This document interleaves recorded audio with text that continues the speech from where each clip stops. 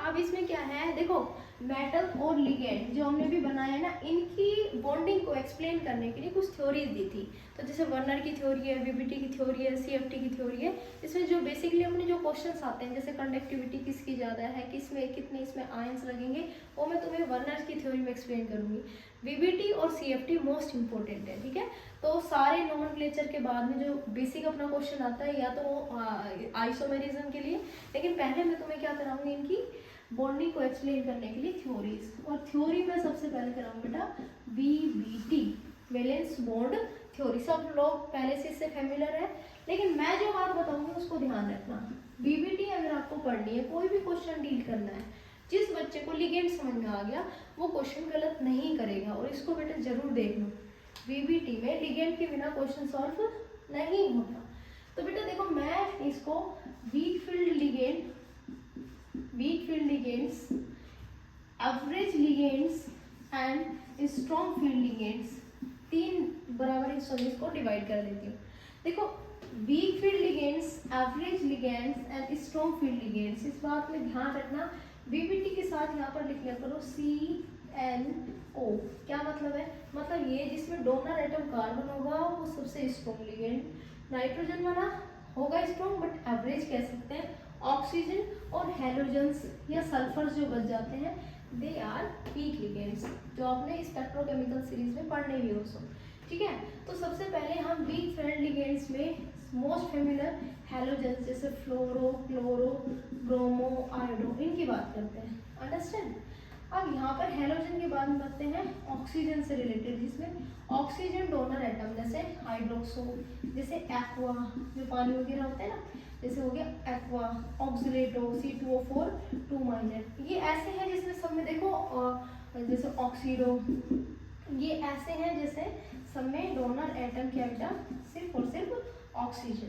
तो ये सारे के सारे क्या है बेटा, वीक फील्ड लिगेंड, जैसे SCN, इसमें सल्फर है, ठीक है। अंडरस्टैंड। एवरेज लिगेंड में वैसे बेसिकली मैं ये कह सकती हूँ, सिर्फ एक को ही याद रख लो, अमाइन को, NH3 को। अब इसको भी मैं दो पार्ट में अगेन डिवाइड कर देती हूँ। जो तुम्हारी अमाइन होती है वो दोनों की तरह बिहेव कर सकती है, बट अगर तुम्हारे पास फेरस, कोबाल्ट, कॉपर, अगर तुम्हें बेसिकली ये तीन एग्जाम्पल मिलते हैं किसमें, कॉम्प्लेक्स कंपाउंड में, मेटल अगर ये तीनों में से कोई भी अवेलेबल होता है तो ये हमेशा स्ट्रॉन्ग फील्ड लिगेंड की तरह वर्क करते हैं, और 99.99% केस में यही लिगेंड्स इसके साथ जुड़े हुए मिलेंगे, तो टेंशन की बात नहीं है। अब आते हैं स्ट्रॉन्ग फील्ड में, कार्बन और नाइट्रोजन दो ही बच गए। इनमें जितने भी एग्जाम्पल तुम्हें याद आते हैं वो सारे के सारे स्ट्रॉन्ग फील्ड लिगेंड है। और इसमें भी इस बात की श्योरिटी रखना, जैसे जो न्यूट्रल हो उसको बिल्कुल अवॉइड मत करना।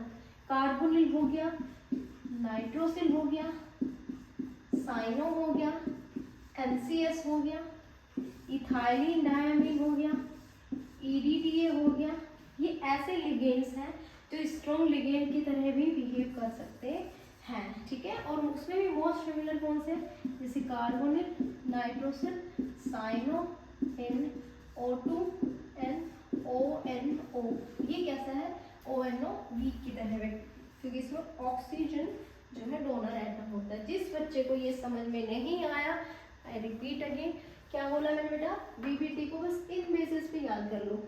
वीक फील्ड लिगेंड ये वाले होते हैं, स्ट्रॉन्ग फील्ड C और N से स्टार्ट होते हैं। ये किससे होते हैं, या तो ऑक्सीजन से, हेलोजन से या सल्फर से, कभी कोई गलत नहीं होगा। अब मैं इनके साइड में ही बता देती हूँ बेटा, जब भी तुम वीबीटी को सोल्व करो तो उसमें हमसे बेसिकली 3-4 चीजें पूछी जाती हैं। पहली, एक उसके अनपेयर्ड इलेक्ट्रॉन, दूसरा कॉन्फ़िगरेशन क्या है, तीसरा मैग्नेटिक मोमेंट क्या है, क्या बोला मैंने, अनपेयर्ड इलेक्ट्रॉन्स कितने हैं, कॉन्फ़िगरेशन क्या है, मैग्नेटिक मोमेंट क्या है, मोस्ट इंपोर्टेंट हाइब्रिडाइजेशन कैसा है उसमें। और अगर हाइब्रिडाइजेशन याद है तो कई बार हमें शेप और स्पिन मल्टीप्लिसिटी का भी ज्ञान होना चाहिए, ठीक है। इनमें से कोई भी क्वेश्चन पूछ सकते हैं। मोस्ट फेमिलियर चांसेस ये हैं, हाइब्रिडाइजेशन, मैग्नेटिक मोमेंट या उसका कॉन्फ़िगरेशन पूछा जाता है। अंडरस्टैंड, वेरी गुड बेटा। तो जब हम उसकी और इसकी बात करेंगे तो कंपैरेटिवली हमें क्या ध्यान रखना है, अगर कोई कोई भी स्ट्रॉन्ग फील्ड लिगेंड है, वीक फील्ड लिगेंड है, उनको हम इसी हिसाब से देखेंगे। अगर स्ट्रॉन्ग फील्ड लिगेंड है तो बेटा इसमें होती है पेयरिंग। क्या होती है?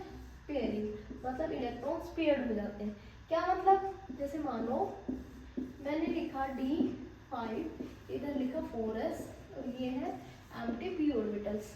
तो अगर मेरे पास में जैसे मैंने यहाँ पर इलेक्ट्रॉन्स को फिल करना है, तो जो ये है ये इलेक्ट्रॉन इधर आ जाएगा और यहाँ पर पेयर हो जाएगा, ये पूरी तरह से खाली हो जाएगा। अंडरस्टैंड?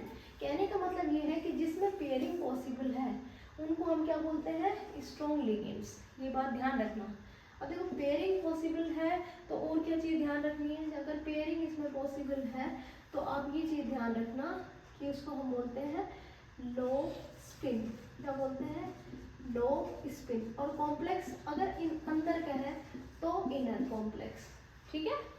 हाइब्रिडाइजेशन TD में और OT में। TD में याद रखो DsP2, मतलब जिसमें d ऑर्बिटल आता है DsP2, और ऑक्टाहेड्रल में D2sp3। अब हमारा कभी क्वेश्चन गलत नहीं होगा। जिसमें d ऑर्बिटल्स आपके इन्वॉल्व हो उनको हम बोलते हैं क्या?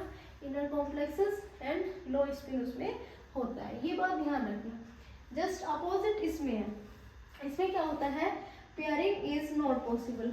पेयरिंग इज नॉट मतलब अनपेयर्ड इलेक्ट्रॉन ज्यादा होते हैं। हाइब्रिडाइजेशन इसमें दो पॉसिबल है, या तो sp3 या sp3d2।